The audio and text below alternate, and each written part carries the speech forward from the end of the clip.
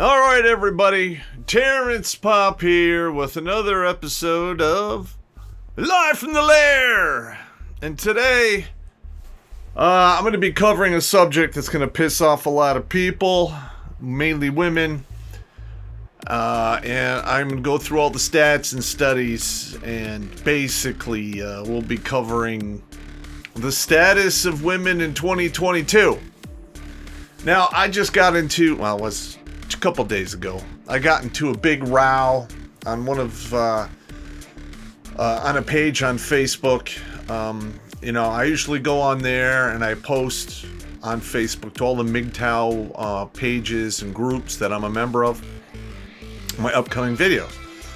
Well, apparently there's one out there and it has MGTOW in the name. I'm not going to go through and tell you exactly what it is, because I don't want you guys stacking on these people, because they're just stupid. But yeah, it's run by mainly male feminists and feminists. And literally, I posted a lot of the same stats. And all they could really do was use the usual arguing that feminists do when they can't argue the points, the facts, or use logic. They fell back on who hurt you. And, then I had some of them go to my Facebook page and tell me I'm a poser. My uniform is totally incorrect, blah, blah, blah. Total bullshit. All right, now, in regards to the military uniform, I don't care who you are, you're not going to get it 100% correct. There's so many fucking regulations in AR 670-1. And then sometimes, especially in my case, I had so much fucking bling in my uniform, you gotta leave stuff off because it just gets kind of stupid. But that's a side note. But anyway, for you men out there who watch this channel, I'm gonna go through the facts and figures here, and it's not looking good.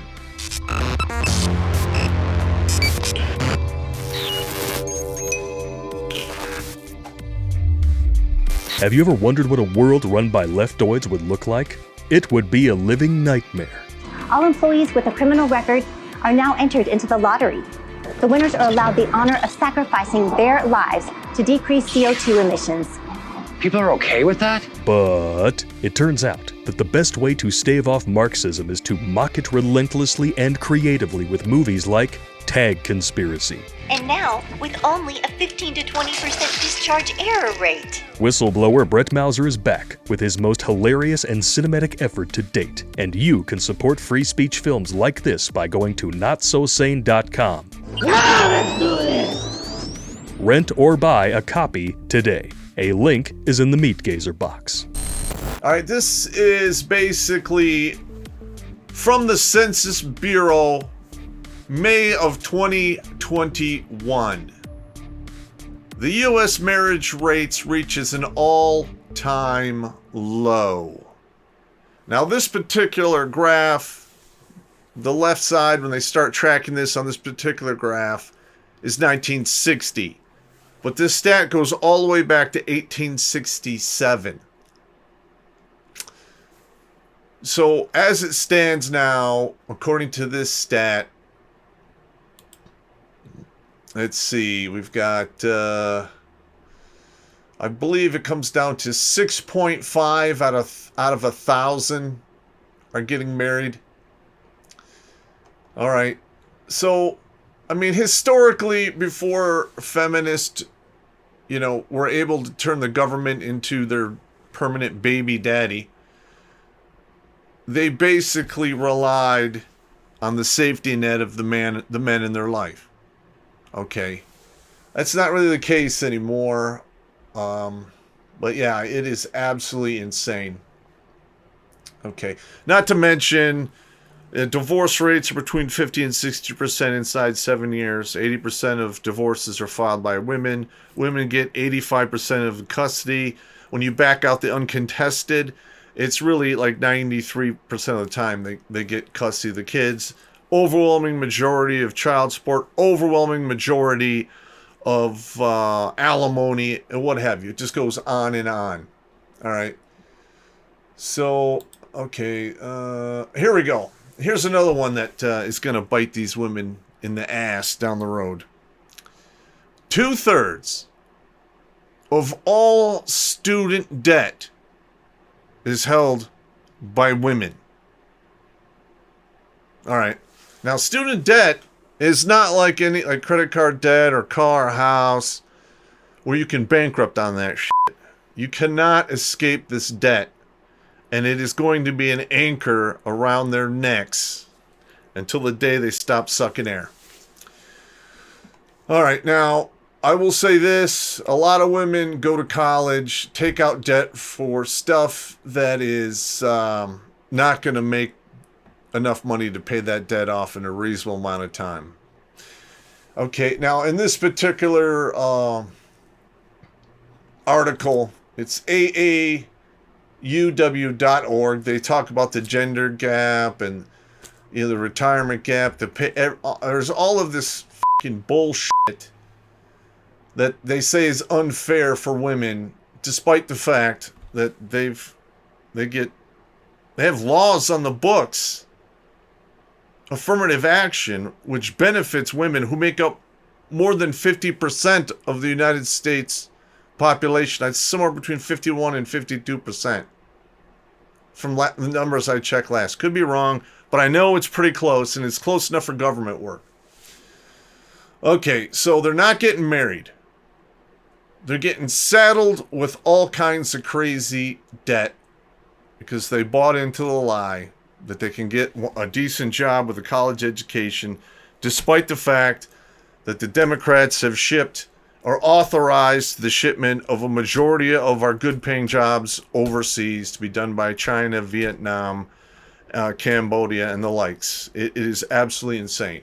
Okay, now I brought this one up here, and they literally went berserk when I brought this up. Ever since they started, well, it's like roughly 1960, 1970. This one says 1970 to today. And the woman's happiness and satisfaction has been going down on a steady decline ever since. Okay, and the only thing I can think of that is causing this is modern feminism wants women to basically be men.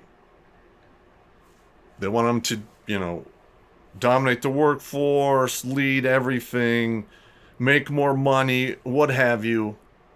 And it's just not the case, okay? Yeah, there's a lot of women in the workforce, but not as many as men. Men, I think, make up between 80 and 90% of the workforce.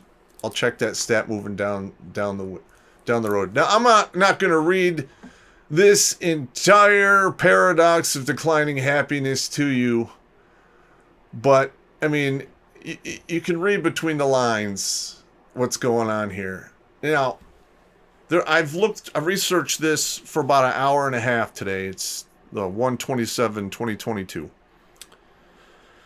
and I went and I read 3 articles from 3 different publications, and basically said, yes, women's happiness is declining, but it's because of inequality in the workforce and what have you.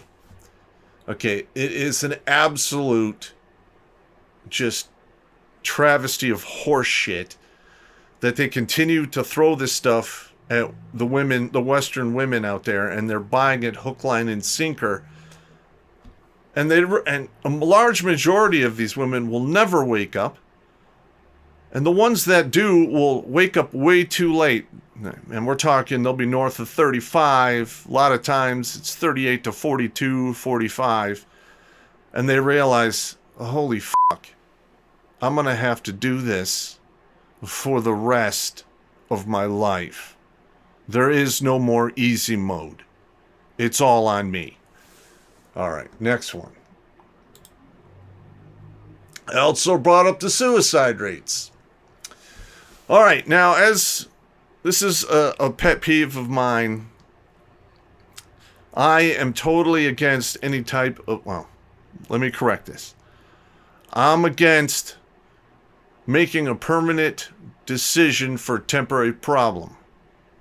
All right, now, if you are medically compromised and you got one hell of a shitty prognosis and you ride it out as long as you can and you just can't, you're done, you want some death with dignity, I have no problem with you, me, or anyone else leaving their keys on the checkout desk on their way out the door.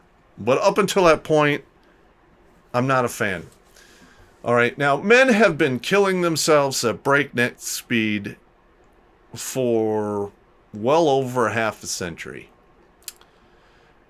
And this has only really started to become a problem for women between the ages of 45 and 64. Okay, so what happens in a woman's life between 45 and 64?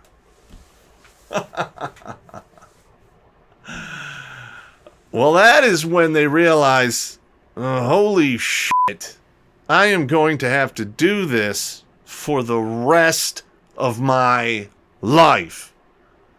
No respite, no retirement, no 401k, none of that shit. Why is that? Well, that's open for debate, but my theory is this. There are a lot of jobs out there that will allow you a good retirement, will pay you decently, and those jobs are dirty, dangerous, and uncomfortable, and women don't like those jobs. So at the end of the day, money talks, bullshit walks, and one of the basic concepts of economics is simply this: risk equals reward. Okay? If they don't want to take the risk, they don't get the reward. It's just that simple. Way more men are out there doing the dangerous, dirty, uncomfortable jobs than women, and you can see it in the death stats for men who die on the job. Okay, women are now a majority of the U.S. workforce, but working women still face serious challenges. Okay. What are these serious challenges? Is it death on the job? No. Is it injury on the job? No. Do women die on the job? Yes, they do. Do they get injured? Yes, they do. But men are... The stat is literally for every single woman that dies or gets injured on the job, 10 men die or get injured on the job.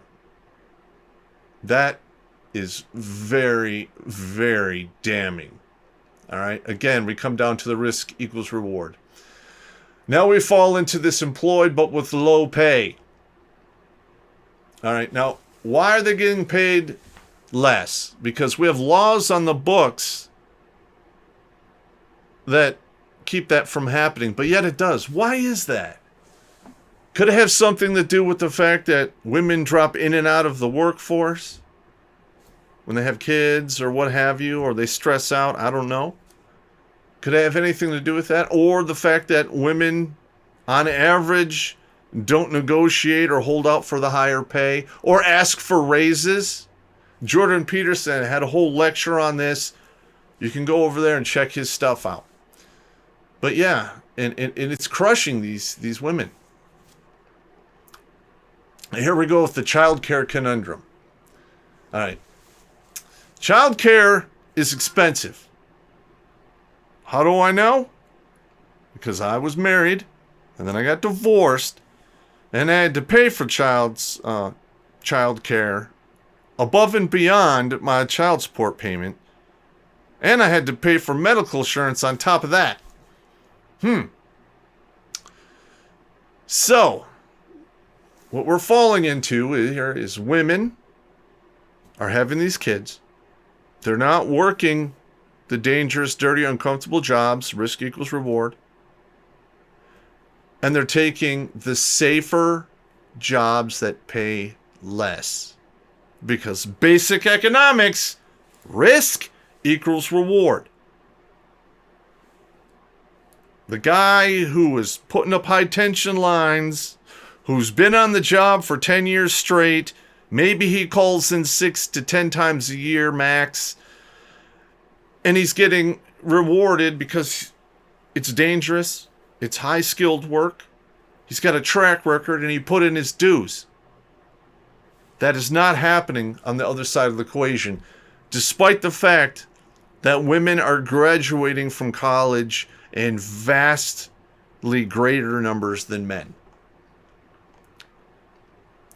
All right, so, okay, here we go. Some men are struggling too. I have to throw that at the back here. All right, but let's look at this. Male participation in the workforce has been generally declining for decades. Although there was an increase in 2019, only 89.2% of men ages 25 to 54 are in the workforce, compared to 97.1 in 1960. Now, in my personal opinion, if you're a red pill guy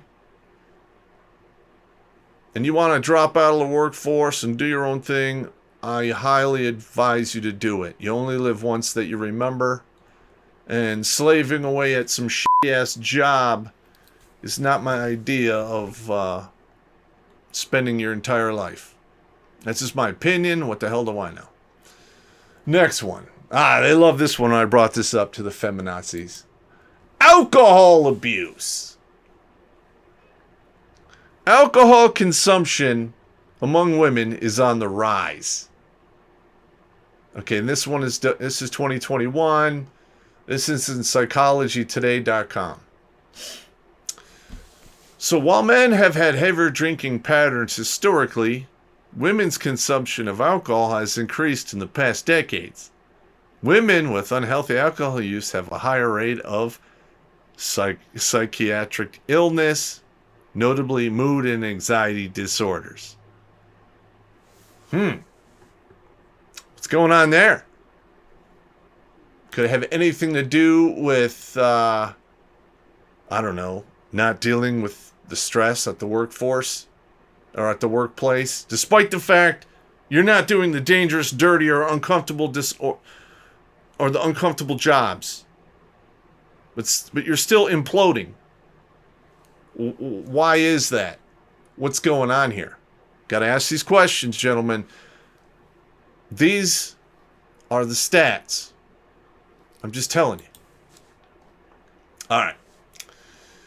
In 2017, millions of adults in the U.S. were treated for mental illness, representing 20% of the adult population.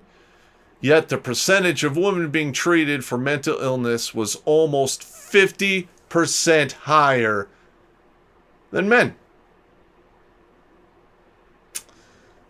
The study conducted by the Armed Forces Health Surveillance Branch found that women service members were diagnosed with anxiety at rates of 1.4 times that of their male counterparts, and women in a survey were 1.9 times more likely than men to be diagnosed with depression. All right, now, as you know, I had a TBI, and I've had some pretty extensive wrestling bouts with depression. My heart goes out to anyone who has this going on. But it's right there in black and white. Women are doing less dangerous jobs. All right? They're doing the cushy, safe jobs that pay them less, but are still, 50% higher chance of, going to the funny farm or getting treated by the nut house doctors. All right. Now we're going to talk here about women veterans and homelessness. Now, first of all, when you look at the stats between women and men in homelessness, men blow women out of the goddamn water. All right. We're here in Michigan, and on 1/27/2022, the temperature outside is 21 degrees. Tonight, after the sun goes down, that temperature will drop to 11. And out there in that cold, mostly men. And the homeless shelters, if you're a woman, you can get in there no problem. Or the waiting list is very, very short. I can guarantee you, when the spring comes, there will be a percentage of men who froze to fucking death outside because they couldn't get into a shelter. Okay, so here are some of the things that came out in this particular survey and studies. Women recover more slowly and are 4 times more likely to develop chronic PTSD than men. Okay, women more frequently experience psychological reactivity to stimuli related to trauma than men, so they're jumpier. Women exhibit a restricted effect and have exaggerated startle responses when compared to men. Women are more likely to have symptoms of numbing and avoidance rather than the typical irritability and impulsivity features in male soldiers. Okay, now, yeah, I have the irritability thing. I got that down pat. Impulse, I beat that battle. I won that war years ago because I used to have those problems as well. The numbing and the avoidance, that's very common for PTSD sufferers, men or women. Okay, now, if you have PTSD, my heart goes out to you because I have it as well, and I suffer with it every single day. It was way worse a couple years back, but I think I've cut some of the sharp edges off of it, but it's never going to go away. Okay, it's going to be there forever, and this golden hope of going back to the way you were before you went to combat is not going to happen. Okay, that's never going to happen. You just have to learn coping strategies and then move forward with your life and deal with it. All right, now we're talking about the women veterans and military sexual assault. Okay. I did 33 years in service, 21 of it active. Been all over the country and the world. And all of that time, I don't remember one beatdown rape ever happening. I recall quite a few instances where there was inappropriate touching between people within a unit, and then when it was brought out into the light, they blamed it on the dude, and she was the victim, and of course, so she doesn't get hammered with UCMJ. It turns into like a power rape dynamic thing. I've seen that quite a few times, and I've seen a lot of people basically sink their battleship in the Bermuda Triangle, which is the vag. Whole lives and careers have disappeared in there, never to be seen again. Now, this is the long-run perspective of female in the workforce. This particular graph starts here in the late 1800s. All right, now if you see here, this is Germany, right? Now, what was going on between 1890 and 1945 in Germany? They're on their grind. They're either at war or they're dealing with the reparations they had to pay for World War I. Now, you'll see here, 1946 is right, it's like 38% of the German women were in the workforce, while in 1939, it was 46. All right, now this number has gone up quite a bit, but still, there are various other countries above this. All right, now let's look at the United States. All right, here is the United States. You'll see here, in the 1890s, roughly 19% of the workforce was women. What are we seeing here? This is pretty much the major people in the Western world. You got Canada, United Kingdom, United States, Germany, Spain, France. And right around this point right here, which is 1965, you can just check the graph. It just goes off the hook. All right, right now, this one stops in 2016. You had 61% in Canada being women, we'll round it up to 58% in the United Kingdom, 57% United States, 56% Germany, 54% Spain, and 52% in France are women in the workforce. All right. So if you're in the workforce, you're on the grind. All right. It's very strenuous. Adulting sucks. Okay. And you can see that what I've just covered, you can see that the stress is taking its toll. And this is what they wanted. I say let them have it. All right. Now here is the poverty rates by gender. All right. Now this goes by age. So we have under 5 years old going up to 75 and older. All right. You'll see here men in poverty by gender. It's really not that high. You know, women are doing okay up until roughly 17-ish. And then it goes way up. Now look at this. This is poverty, women in poverty, women in poverty, women in poverty. Men destroy them for everything else. And why is that? This one here is Forbes from 2018. I can't get the whole thing to come in here. Yeah, I can't get the whole thing to show up in the slide.